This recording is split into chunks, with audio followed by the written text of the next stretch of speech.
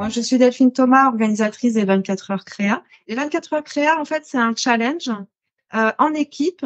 C'est un challenge qui dure 2 jours dans le but de créer un produit ou un service sur un thème qui est dévoilé le jour J, c'est-à-dire le matin du premier jour des 24 heures créa.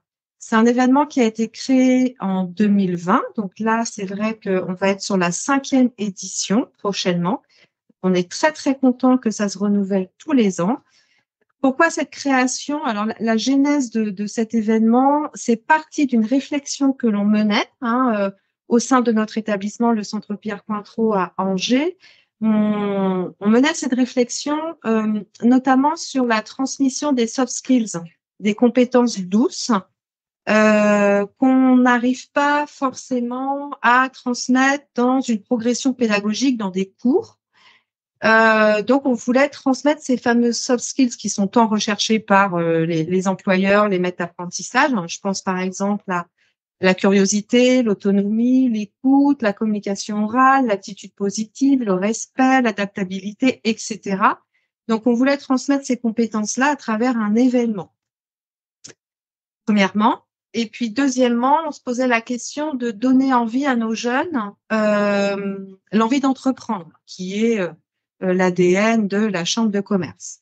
Voilà, donc on a mis tout ça dans une grande marmite et en est sorti les 24 heures créa. Alors, qui participent aux 24 heures créa? Ce sont des jeunes, des apprenants, des apprentis du centre sur la base du volontariat et on fait de l'interfilière et de l'interétablissement. L'interétablissement n'est pas venu tout de suite dans les premières années. Mais l'année dernière, on a été très heureux d'accueillir des apprenants de la CCI de Cholet et de la CCI de Saumur. Voilà, ça a été de l'interétablissement et donc de l'interfilière. Donc, on a eu des participants de la filière administration-gestion, d'où les GPME aujourd'hui. On a eu des participants de la filière vente-commerce, optique, pharmacie, coiffure, etc. Voilà. Alors, pourquoi ça s'appelle les 24 heures créa? Créa pour créativité, car les participants laissent libre cours à leur pouvoir d'invention, en fait, en ce qui concerne la création du produit ou du service. Et création, car on avait pour souhait de leur donner envie d'entreprendre. C'est ce que je disais tout à l'heure. Voilà, donc chaque apprenant qui participe apporte sa propre créativité et sa création.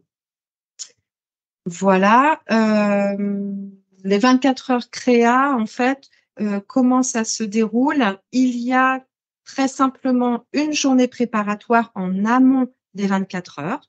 Donc, une journée préparatoire où ils passent la matinée sur l'aspect créativité, et l'après-midi sur l'aspect création. Donc, ils repartent de la journée préparatoire avec une méthodologie qu'ils vont pouvoir appliquer lors des 24 heures créa 1 mois plus tard. 1 mois se passe, les 24 heures créa démarrent. Dès le matin, en fait, on prend connaissance, les participants. Alors, cette année, il y avait à peu près 50 participants. Les 50 participants prennent connaissance du thème qui est dévoilé le jour J. Ils en ont absolument pas connaissance avant. Et puis c'est parti. Ils découvrent aussi leur équipe puisque les équipes sont. Alors cette année, on a laissé le choix. Soit on les constituait, soit ils les constituaient eux-mêmes. Voilà. Les années précédentes, on les constituait nous-mêmes et c'était la surprise du jour J. C'est un petit peu différent, c'est une formule un peu différente cette année. Ils rencontrent aussi leur coach, puisque chaque équipe est coachée tout au long des 24 heures créa. Le coup d'envoi est lancé. Les équipes partent dans leur salle de travail respective avec leur coach. Et là, ils commencent à travailler sur justement l'aspect créativité, quel produit, quel service ils vont pouvoir créer en lien avec le thème. Alors, cette année, le thème des 24 heures créa, vous vous en souvenez? C'est réduire l'empreinte carbone des foyers, entreprises, centres de formation. Créer un service. Créer un produit ou un service qui viendrait réduire notre empreinte carbone. Voilà, donc ils ont ce thème-là et ils partent dans leur salle de travail respective avec leur coach pour travailler. Durant cette journée, on les laisse tranquilles, ils vont à leur rythme. On se rassemble par contre à 17h, plutôt en fin d'après-midi. On se rassemble tous dans l'amphi et là, il y a à peu près 1 heure sur ce qu'est un pitch, puisque l'exercice final des 24 heures créa va être de pitcher pendant 2 minutes, va être de pitcher le produit, le service qu'ils vont créer. Voilà, dans un amphithéâtre complet avec un jury qui sera présent pour les évaluer. Donc, du coup, il faut qu'en amont, la veille de la battle des pitchs, il faut qu'ils soient briefés sur qu'est-ce qu'un pitch, quel est l'objectif d'un pitch, les attendus, etc. Donc là, nous avons une professionnelle du pitch qui intervient à la fin de la première journée, voilà, et il commence à identifier qui va pitcher dans les équipes. C'est 2 pitchers par équipe. Voilà, et ils se rendent compte aussi de l'importance du pitch et comme quoi c'est un exercice qui est relativement complexe. Le soir, nous avons des moments conviviaux puisque nous dînons ensemble, on fait du ping-pong ensemble, on chante si on a envie, voilà, pour se décontracter un petit peu. Et on passe la nuit au centre Pierre Cointreau. Cette année, ça a été la première année où notre centre est resté ouvert toute la nuit pour leur permettre de continuer à travailler non-stop. Donc, il y a des personnes qui dorment pendant quelques heures, il y a des personnes qui travaillent, ils se relaient. En tout cas, le centre Pierre Cointreau est resté ouvert toute la nuit.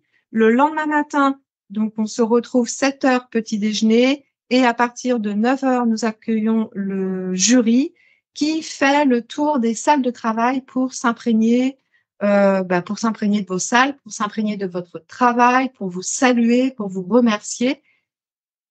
Ça prend à peu près 2 heures, 1h30, 2 heures. Donc, on se retrouve à peu près à 10h30 dans l'amphithéâtre pour la battle des pitchs. Donc là, comme je disais, amphithéâtre plein. Et les équipes se succèdent les unes après les autres pour pitcher sur scène, 2 pitchers, micro en main, 3 minutes pour séduire le jury et convaincre que leur produit, leur service est le meilleur et qu'ils veulent gagner la battle des pitchs et qu'ils veulent gagner les 24 heures créa. Il y a 2 équipes finalistes. Ils gagnent des lots. Le jury, bien sûr, évalue, le jury délibère et le jury proclame les résultats en fin de matinée, vers midi. Il y a 2 équipes gagnantes et ces 2 équipes gagnantes partent 1 mois plus tard concourir à la battle de la GAE, qui est la grande aventure d'entreprendre. Et là, ils se confrontent avec d'autres équipes qui pitchent aussi leurs produits. Et là, on est plus à une échelle départementale. Je crois que c'est ça, ouais. Une échelle départementale. Donc, ils sont confrontés à d'autres équipes, d'autres établissements de Maine-et-Loire. Je pense que j'ai fait le tour. Et on se quitte, c'est ça, on clôt aussi les 24 heures créa par un cocktail déjeunatoire où sont invités bien sûr les participants, le jury, quelques collaborateurs du Centre Pierre Cointreau et bien sûr les maîtres d'apprentissage, puisque les maîtres d'apprentissage des participants sont invités et sont présents à la battle de la GAE, des 24 heures créa. Voilà, une présentation assez succincte des 24 heures créa. J'ai autour de moi donc une équipe finaliste. Je pense que vous allez pouvoir vous présenter. C'est l'équipe GPME. Et à ma droite, j'ai avec moi aussi Madame Dorine Gabory, qui était coach d'une équipe lors des 24 heures créa. Je sais pas, comme Dorine, tu veux peut-être je vous expliquer comme ça, en beauté. Donc moi, j'étais effectivement coach pour les 24 heures créa. Donc, j'étais pas seule coach. Évidemment, il y avait plusieurs équipes, comme Delphine a expliqué, et donc plusieurs coachs. Donc, à côté de ça, moi, je suis conseillère à la création d'entreprise. Donc, ça permet effectivement de transmettre aussi toutes les compétences sur une création d'entreprise dans ce projet de créativité, de lancement de projets innovants, etc. Et puis voilà, les autres coachs sont issus d'autres horizons, mais globalement, on est tous là pour transmettre, accompagner sur ces compétences entrepreneuriales. Même si on sait que l'objectif numéro 1, c'est au moins de sensibiliser et d'accompagner au mieux. L'idée, c'est d'aller le plus loin possible et de se dire, on se met dans la peau d'entrepreneur le temps des 24 heures créa. Et en tant que coach, on est là pour vraiment booster, accompagner, pas faire à la place d'eux. Ça, c'est important. C'est reste le projet de chaque équipe. Et puis, voilà. Donc, le temps que l'idée arrive, on est là pour essayer de décanter avec eux le thème déjà, rien que ça, parce que des fois, on le découvre le matin, tu l'as expliqué. On essaie de voir un petit peu qu'est-ce qu'on peut faire avec ça. Et au fil de l'eau, on les laisse travailler. S'il y a besoin, on rebooste, on reprend des outils qu'ils ont pu déjà aussi utiliser au moment de la journée préparatoire. Et puis on avance, on rythme aussi, puisque ça passe vite. Donc, on est aussi là pour rappeler qu'il faut pouvoir acter. Des fois, il faut prendre des décisions. Le groupe, c'est aussi un groupe qui doit apprendre à s'écouter, choisir. Donc, on est là, dire un peu derrière eux pour les faire avancer le plus loin possible dans cette journée. Et j'ajouterais que de manière générale, nous libérons les coachs à la fin de la première journée. Souvent, vous restez quand même dîner, les coachs restent dîner avec nous, puisque le temps du dîner, c'est un moment convivial. On dîne tous ensemble. Il y a une très bonne ambiance, mais c'est aussi c'est un point étape, puisque les coachs prennent la parole aussi pendant ce dîner pour nous expliquer en fait où les équipes en sont rendues. Une fois que le dîner est terminé, on peut libérer les coachs et là rentrent en scène les coachs dits nocturnes. Les coachs nocturnes. Donc pour ça, on a une équipe de 3 coachs nocturnes qu'on appelle aussi les super coachs, puisqu'ils sont présents toute la nuit et auprès des équipes qui continuent à travailler jusque pas d'heure. Nous, on est fatigués, mais généralement, les participants sont pas du tout fatigués. Voilà. Peut-être les jeunes? Nous, du coup, on a constitué l'équipe à l'annonce de l'aventure des 24 heures créa. Par la suite, déjà, on a commencé à se questionner un peu sur comment on pourrait s'organiser pour réaliser une solution, quelle que soit la problématique. Donc, déjà qu'on ait une idée de en quoi on s'engage. Après, le coup de feu, ça a vraiment été à l'annonce de la thématique.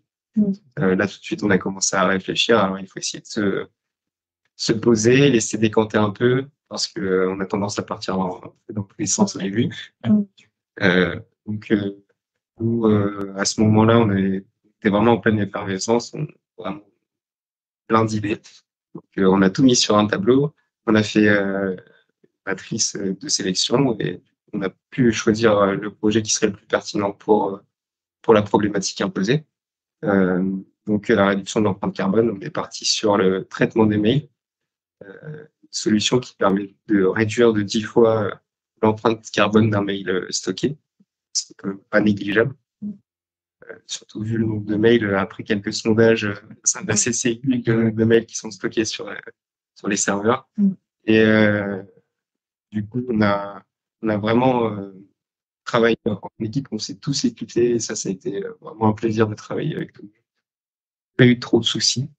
On a travaillé toute la nuit. On a fait le choix de rester sur le centre. Et c'est très appréciable aussi. C'est continuer à être encadré aussi. Une expérience. Et c'est une expérience incroyable. Franchement, on a ressenti grandi, ça, c'est sûr.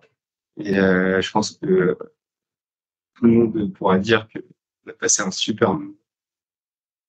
La pression est redescendue après le passage du pitch.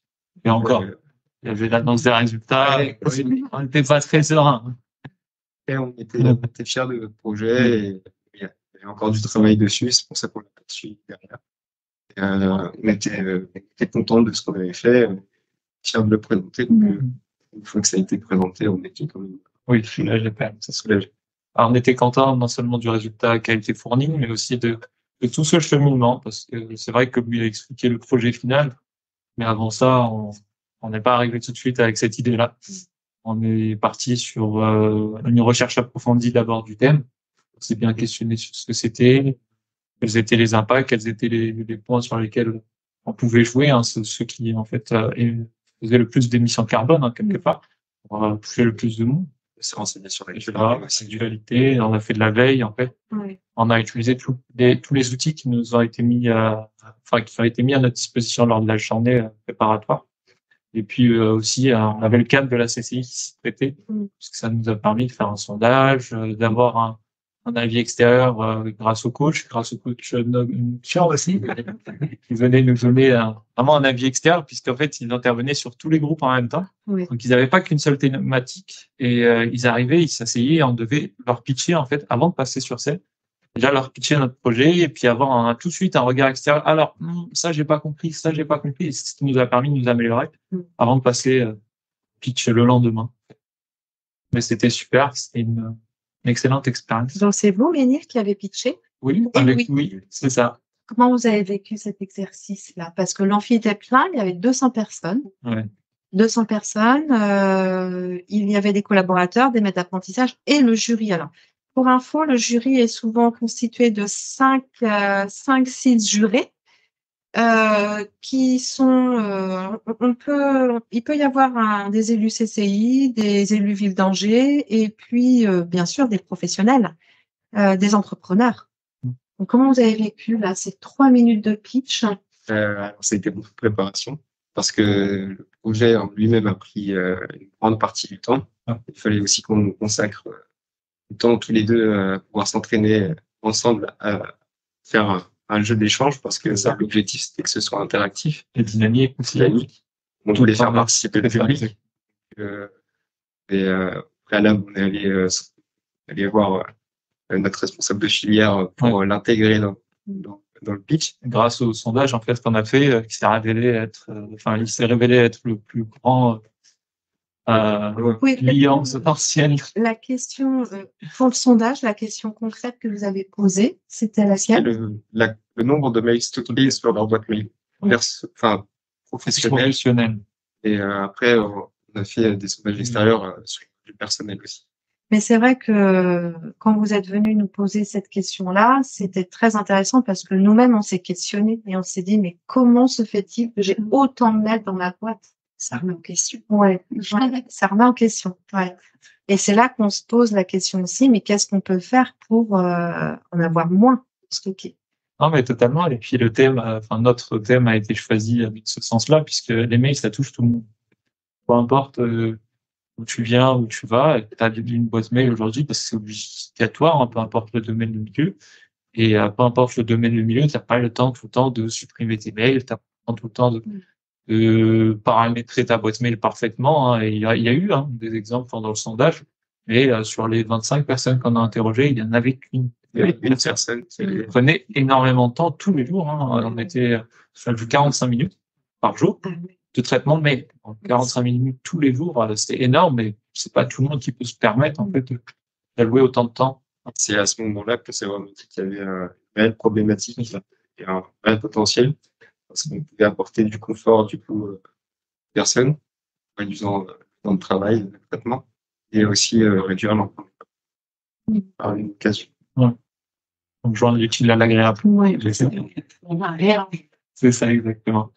Et quand vous avez participé aux 24 heures créa, c'était donc l'année dernière, 4 et 5 mai 2023, vous étiez en première année de BTS, GPME, donc gestion de la PME. Vous pensez que c'était le bon moment pour vous d'y participer? Parce que principalement, au niveau des participants, nous sommes sur plutôt du post-bac. Voilà, de manière générale. Vous pensez que c'était le bon moment pour vous? En première année, on a plus de temps. Ouais. Et donc, même dehors, c'est là où se consacrer à d'autres projets, etc. Et là, 4 on va arriver sur des épreuves. Ça va être un peu délicat de faire ça, c'est marrant. D'être pris par les Puis ça permet de développer, nous, surtout dans notre filière, c'est en gestion. Voilà, c'est un peu ce qu'on fait, en fait, tous les jours. Toujours de décider, de développer des projets, c'est plein de, et puis les mener jusqu'à leur réussite, en fait. Et puis, en plus de ça, nos épreuves, on a des épreuves qui vont se faire à l'oral. Le pitch est quelque part une manière de nous préparer, de nous aider, de nous donner des armes pour notre examen final. Donc, il y avait pas mal de plus au fait de le faire en première année. Surtout que, voilà, comme disait Maxence, en deuxième année, les échéances se rapprochent et les rendus, en fait, sont importants. Donc, c'était super. Pour moi, je pense que c'est tombé parfaitement au bon temps. On s'est pas posé la question de est-ce que ça allait le faire. Parce que la question se posait pas. Et ça a vraiment apporté une plus-value sur notre formation. Ça a vraiment venu en complément. Et je pense que tout ce qu'on a pu faire pendant les 24 heures créa nous sert encore à l'heure actuelle. Et même le pour projet qui arrive, Alors, c'est vrai que c'est un projet qui embarque aussi plusieurs personnes. Donc, je sais que pour que vous puissiez y participer, quelquefois, en fonction des alternances, ça tombe pendant des périodes au CFA ou des périodes en entreprise. Là, en l'occurrence, je ne sais plus pour vous, mais en fonction des filières, il y a quand même de notre côté, il y a quand même une communication à avoir auprès des employeurs et des maîtres d'apprentissage pour libérer aussi l'apprenti qui peut-être normalement devait être présent en entreprise sur ces jours-là. Donc, vous, c'était votre cas. Et pour rebondir dessus, d'ailleurs, quand j'en ai parlé avec mon employeur, ça n'a pas du tout été un souci. Au contraire, ça l'a vraiment on a eu cette chance-là. interrogé. Ça l'a interrogé, il s'est renseigné dessus. Il a voulu venir aussi à la battle de Twitch. Donc, mais on a eu la chance aussi d'avoir des employeurs qui ont été d'accord et qui sont même venus. Ils ont même fait nous, en tout cas, de la communication sur l'événement. On a mon entreprise, on a un TKN, qui s'appelle The King News, et chaque mois, avec la fiche de paye, on a les news, les newsletters. Et du coup, il y avait un article consacré aux 24 heures. D'accord. C'est super. Après, bon, on est quand même conscient du fait que d'autres employeurs n'étaient pas je dirais pas contre, mais pas favorables au fait de libérer leurs apprentis. Ça a été le cas pendant cette session où des personnes ont été obligées de se présenter sur des journées préparatoires. Derrière, en plus, peut-être les handicapés, je ne sais pas.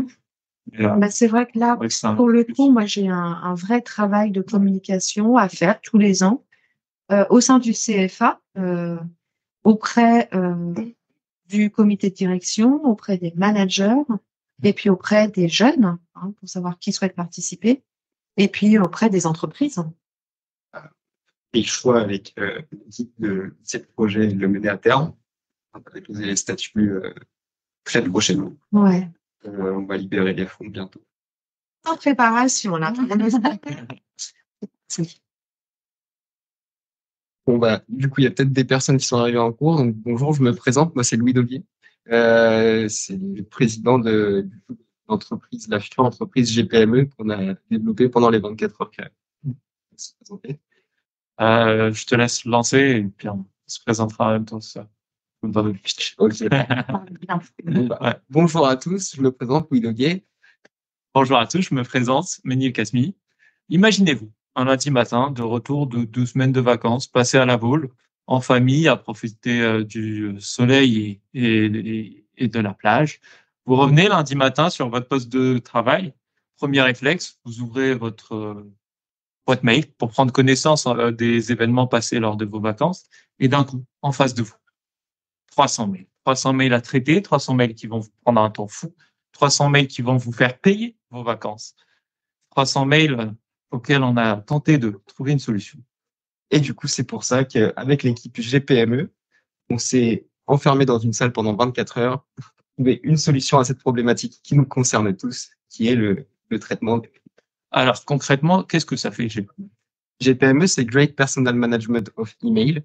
Donc, c'est une solution qui va vous permettre sans changer votre routine, de venir paramétrer complètement à votre guise l'outil qui va venir en supplément de la boîte mail, et il va s'occuper du traitement et de l'archivage des mails, de leur compression à la réception et à l'envoi. Et qu'est-ce que ça va permettre? Donc, le principe de compresser un mail, ça va permettre de réduire son empreinte carbone, parce que sur le serveur, du coup, il prendra moins de place. D'après nos études, on arrive à réduire quand même de 10 fois l'empreinte carbone d'un mail stocké, ce qui est quand même non négligeable. Et de gagner du temps aussi par la même occasion, parce que du coup, tous les mails seront automatiquement archivés dans les bonnes catégories et on pourra prioriser du coup le traitement des mails. Et j'ai appris qu'un Français, en moyenne, stockait 10 000 mails sur sa boîte mail. Ça représente quoi en émissions de carbone?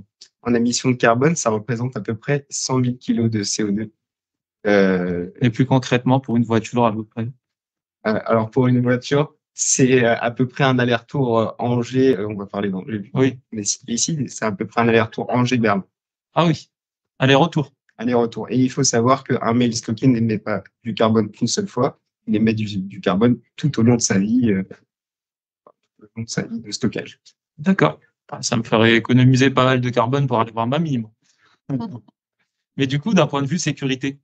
D'un point de vue sécurité, GPME, c'est une solution qui va être téléchargée directement sur notre plateforme. Une fois qu'elle sera téléchargée, elle sera déployée en local sur l'ordinateur. Et ce qui fait que nous n'avons accès à aucune information personnelle de l'utilisateur, ce qui garantit totalement la RGPD et la sécurité de l'information. D'accord, c'est super. Mais ça coûte combien? Alors, cette solution, pour l'instant, est encore en phase d'étude, mais nous allons la proposer à 2,99 € par mois. D'accord. Et après, pour les entreprises sur devis, afin de proposer une solution plus poussée, plus élaborée, mais ça viendra plus tard. Merci beaucoup.